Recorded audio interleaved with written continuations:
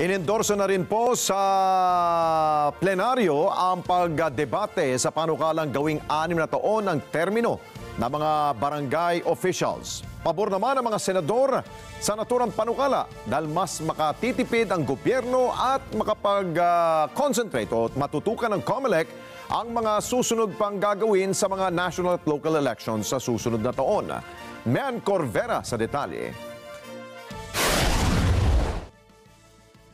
Pagdedebatehan na sa plenaryo ng Senado ang panukalang batas na layong gawing 6 na taon ang panunungkulan ng mga inihahalal na opisyal na barangay at sangguniang kabataan. Sa Senate Bill No. 2816, lilimitahan na sa 2 termino ang mga barangay at SK officials. Pinamihandahan dito ang Local Government Code na nagtatakda ng 3 taon na panunungkulan at hanggang 3 termino.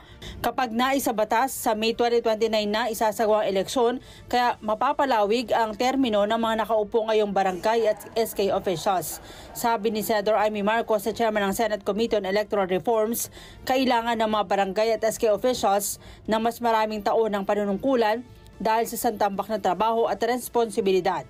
Bukod pa rito ang pagtiyak sa kaayusan at kapayapaan ng barangay, trabaho rin ng mga barangay officials ang waste management, pagprotekta sa mga babae at bata mula sa karahasan, gardening, road clearing operations at maraming kampanya kabilang na ang laban kontra sa illegal na droga.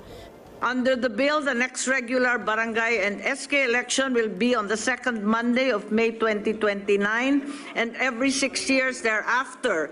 And with a longer fixed term, the barangay officials and members of the SK will deepen their understanding of both national and local issues, as well as implement their own medium and long-term initiatives at the barangay level. Pabor ang mga senador sa panukala dahil mas makakatipid ng 20 billion pesos ang gobyerno at makakapag-concentrate ang COMELEC sa midterm national at local elections para sa 2025. We are reinforcing the constitutional policy on local autonomy to give our barangays as state partners freedom and independence in charting their destiny for the common welfare of our people.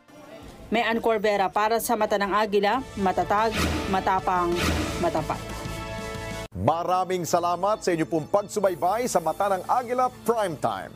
Para malaman ang matatag, matapang at matapat na mga balita, i-follow lamang at mag-subscribe sa AtNet25 TV.